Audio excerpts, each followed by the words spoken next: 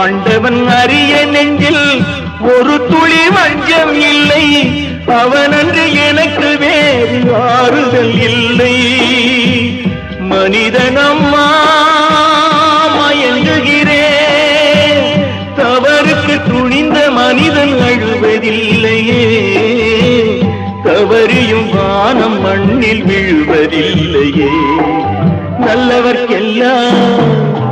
நல்லவர்க்கெல்லாம் சாட்சிகள் ரெண்டு, ஒன்று மனசாட்சி, ஒன்று தெய்வத்தின் சாட்சியம்மா.